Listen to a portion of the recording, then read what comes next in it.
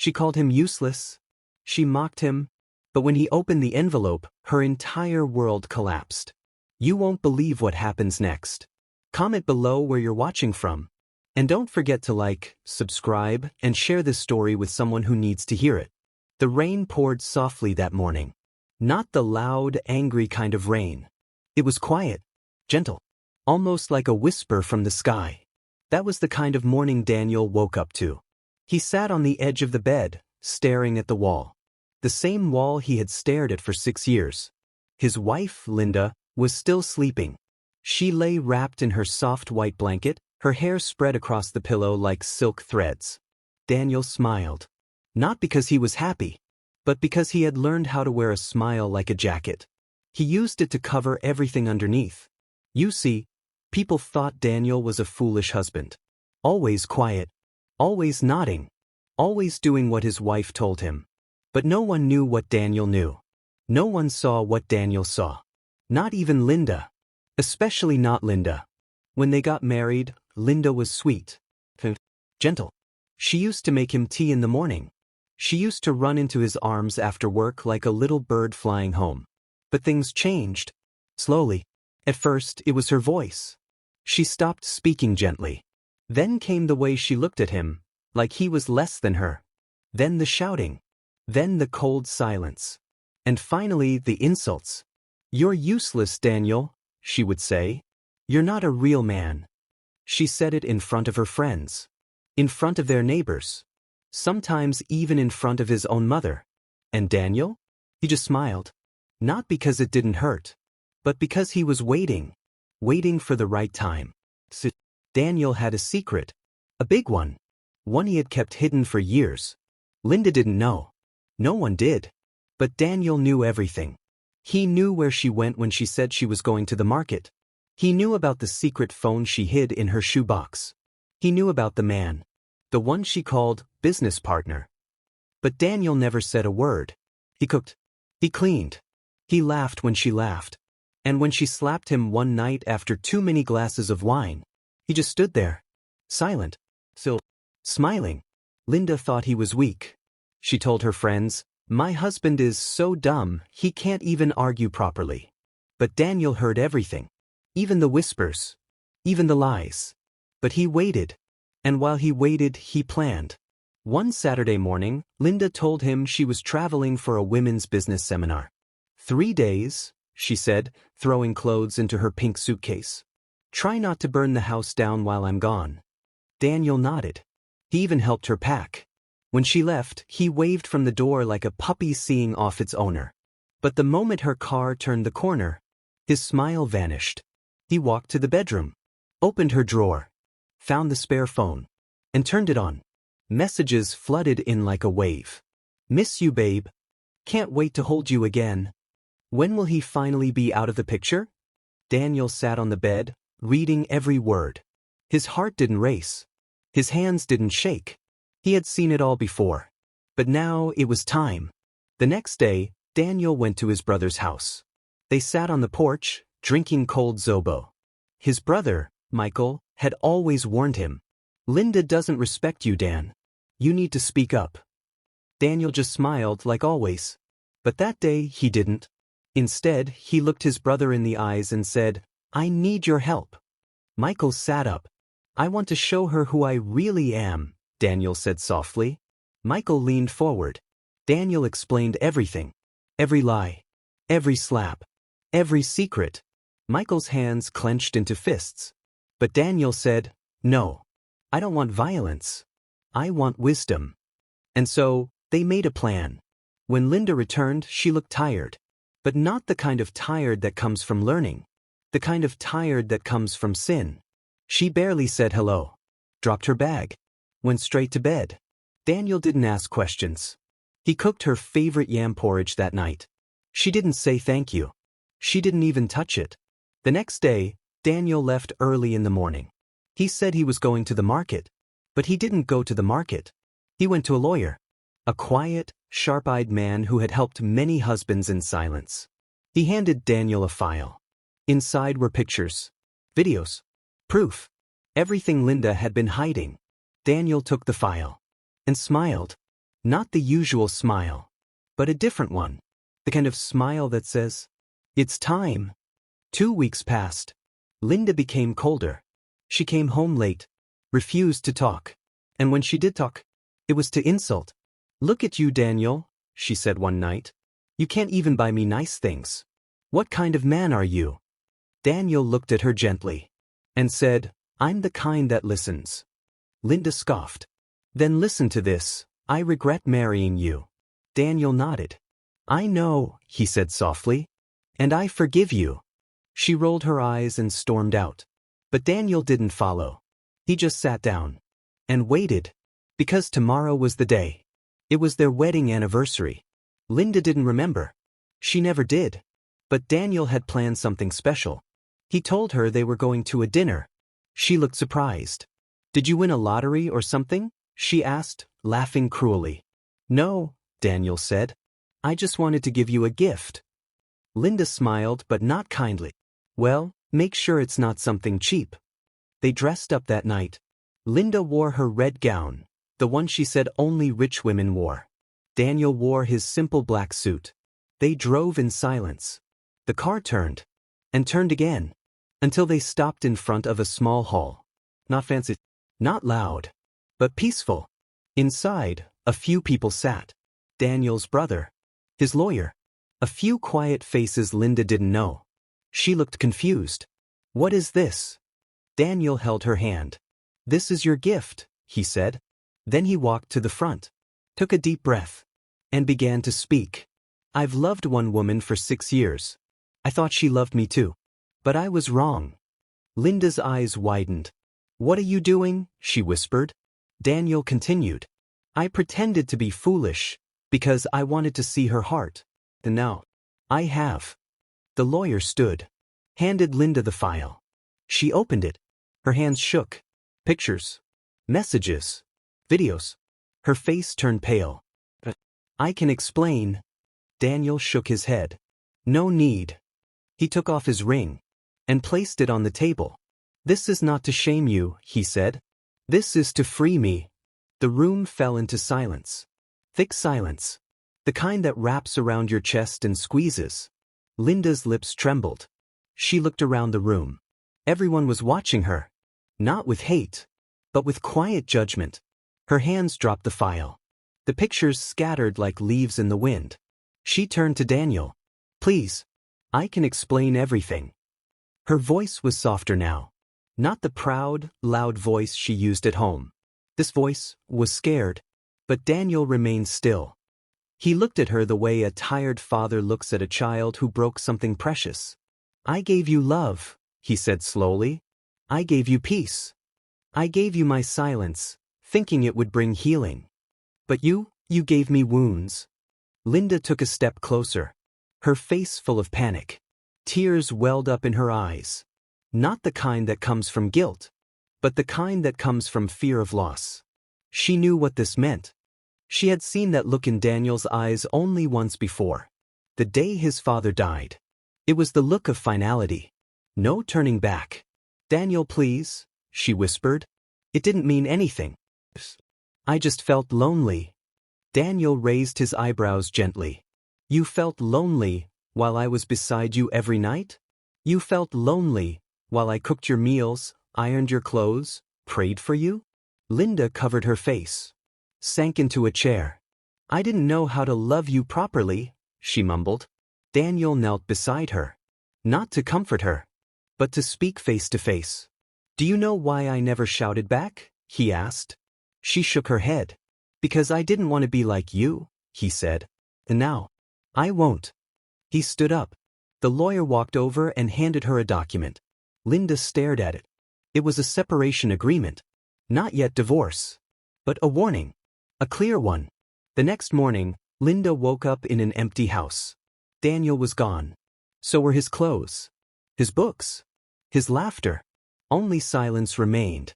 She wandered through the rooms like a lost child, calling his name, but no answer.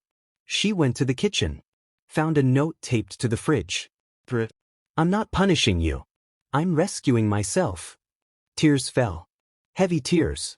The kind that carry regret. She crumpled to the floor. For the first time in 6 years, Linda was truly alone. Days passed. She called his number. It rang once. Then voicemail. She sent messages. Long, broken messages. I'm sorry. I miss you. Please come home. But Daniel didn't respond. Because Daniel was healing. In a small apartment across town, Daniel breathed freely for the first time in years. He sat on the balcony every evening, watching the sun dip low. He listened to soft jazz. Read his Bible. Spoke with friends he hadn't seen in years. And slowly, very slowly, he began to smile again. Not the fake one. Not the jacket smile. The real one. The kind that rises from peace. Meanwhile, Linda began to change. At first, it was because of guilt. But soon, it became something deeper. She stopped going to the man she once called partner. She blocked his number. She sat in silence and asked herself hard questions. Why did I become this woman? When did I lose my kindness? She started visiting her mother. Not to show off, but to cry. To confess. And her mother? She held her. Told her stories of her own failures. Reminded her of who she used to be. A kind-hearted girl. Full of dreams. Not this cold woman she had become. One rainy afternoon, Linda decided to find Daniel. Not to beg. Not to force him to come back. But to say one thing. Thank you for loving me, even when I didn't deserve it. She went to Michael, Daniel's brother. He didn't smile when he saw her. But he didn't slam the door either.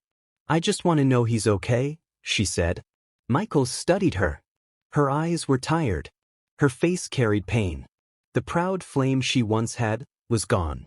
He's okay, Michael said softly. But he's not the same man anymore. Linda nodded. I understand. She handed Michael a letter. Please, just give him this. Whether he reads it or not, I've said my piece. Then she left. Without another word. Daniel sat at his table, eating boiled plantains and stew. A knock came at the door. Michael entered, holding the letter. He placed it on the table. Daniel didn't touch it. He finished eating first. Washed his hands. Then he opened it. The handwriting was shaky. But the words were full of truth. I was wrong. You were the treasure I never honored. You were the calm in my storm, and I poured the storm on you. Thank you for walking away, so I could finally see myself. Daniel folded the letter. He didn't cry. He didn't smile. He just closed his eyes and whispered, Thank you, God, for showing her. Weeks turned into months. Linda didn't try to reach out again. She started therapy. Started writing in journals. She took long walks. Joined a group for women working through anger and pride. She volunteered at a shelter for abused husbands. And every day, she remembered Daniel. Not with entitlement. Not with hope. But with honor. One evening, Daniel walked into a church. He hadn't planned to. He just felt drawn. He sat at the back. The choir sang softly. And the pastor spoke of forgiveness. Sometimes, God removes people from your life to heal you. Sometimes, He sends them back to test if you've truly healed. Daniel closed his eyes. And in that moment, he didn't think of Linda with anger. He thought of her with peace. With release. Later that night as he walked home, his phone buzzed. A message. From an unknown number. Hi, Daniel. I hope this isn't wrong. Just wanted to say, I'm still healing. And I'm proud of the man you are. He read it twice. Then deleted it. Not from bitterness. But because some doors are better left closed. The days turned slow. But not heavy. Daniel no longer woke up with a weight on his chest. He no longer walked on eggshells in his own house. He no longer waited to be loved. He simply lived. He watered his plants.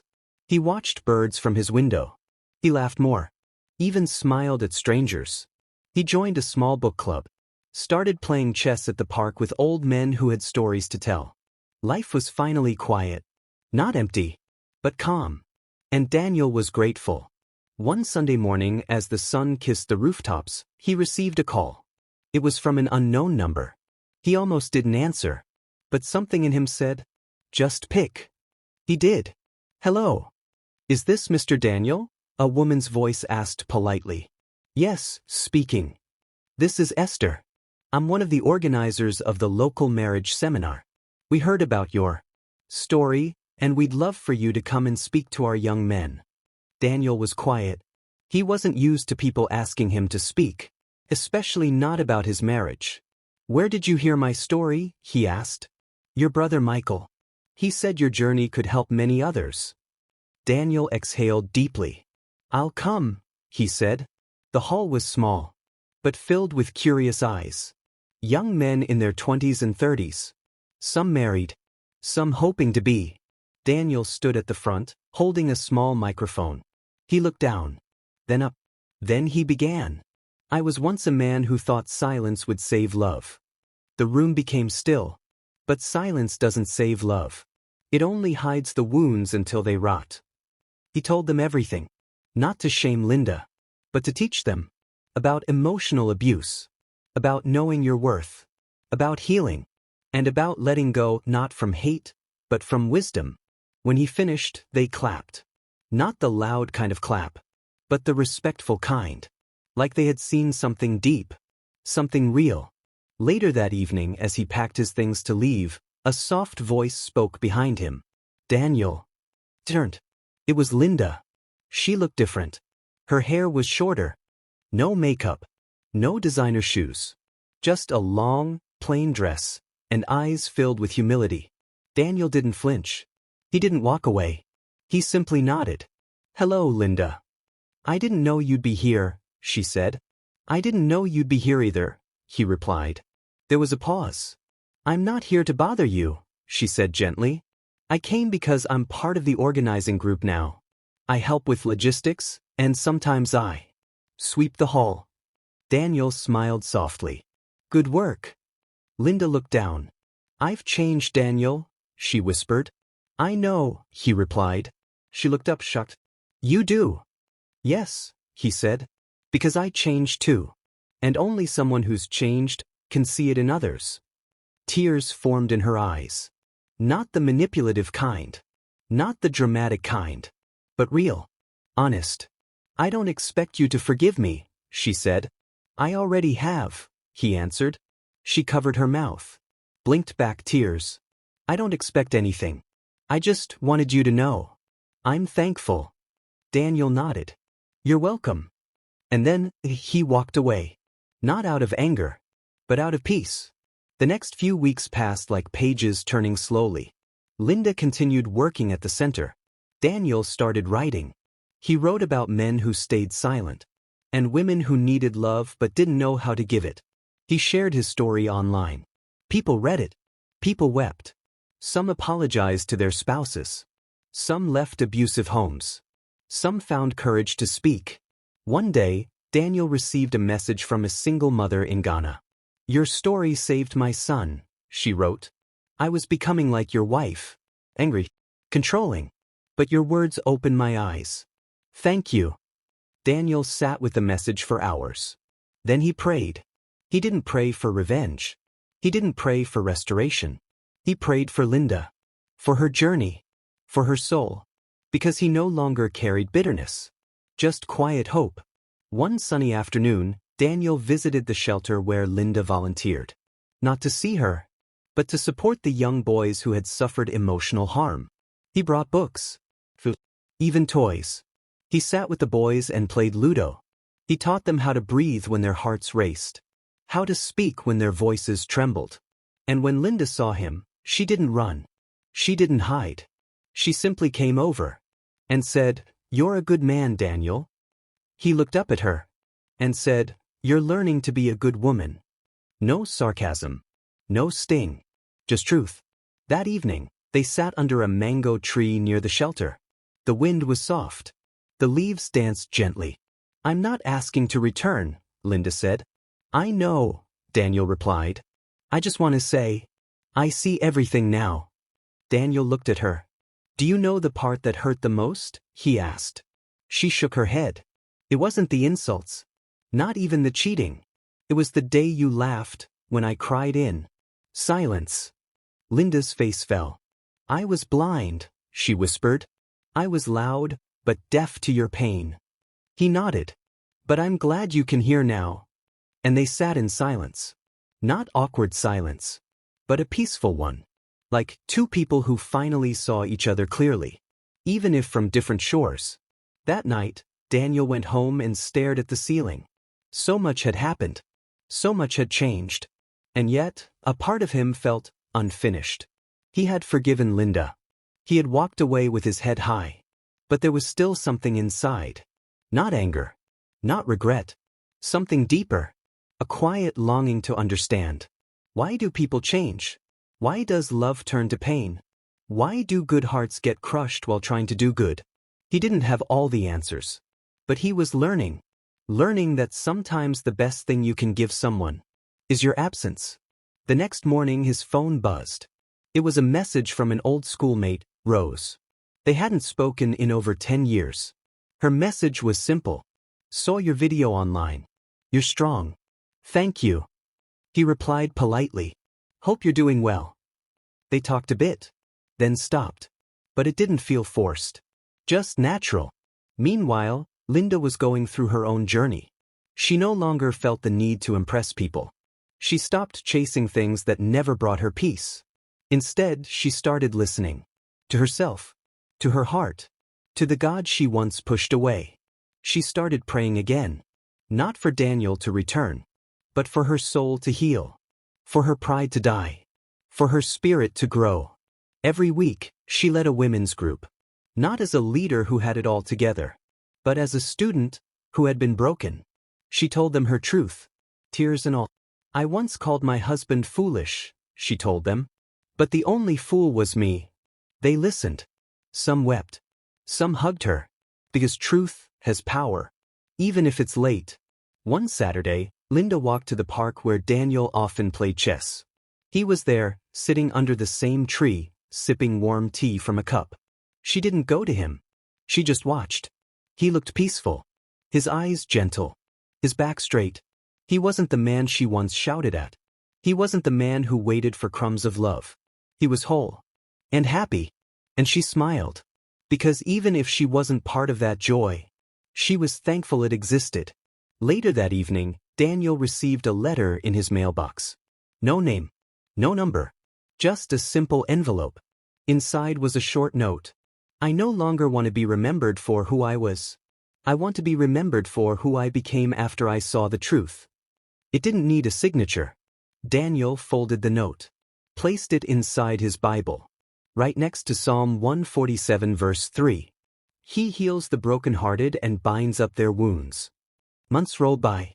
Daniel and Linda didn't speak much. But there was peace between them. No court battles. No angry calls. Just space. And respect. Then, something unexpected happened. Daniel's mother fell ill. He called Linda. Not because he needed help, but because she had once loved his mother deeply. She came. Quietly. She brought fruits. Helped with laundry. Sat beside his mother's bed and prayed. No arrogance. No drama. Just soft service. His mother smiled weakly and said, "You've changed." And Linda whispered, "I had to lose him to find myself." That night, Daniel walked her to the gate. The sky was full of stars. He looked at her. She looked at him. Neither spoke. But in that moment, there was understanding. Forgiveness had already happened. Healing had already begun. But not all healing means reunion. Some healing is meant to make you whole. So you don't bleed on the next person who tries to love you. And that was enough. A year passed. Daniel's book became a bestseller. The Silent Husband touched lives across the world. It was raw, but redemptive. He was invited to conferences, interviews, church panels, even TV shows. But he never let the fame change him. He still drank his tea on the porch. Still watered his plants. Still smiled at strangers. One day, as he was finishing a workshop at a local school, he saw someone waiting by the gate. It was Rose, his old schoolmate. They had stayed in touch, exchanged life stories, laughed over childhood memories. They had grown close, not in a rush, but in rhythm. She walked up to him with 2 cups of Zobo, handed him one. I figured you'd be thirsty, she said with a grin. Daniel smiled.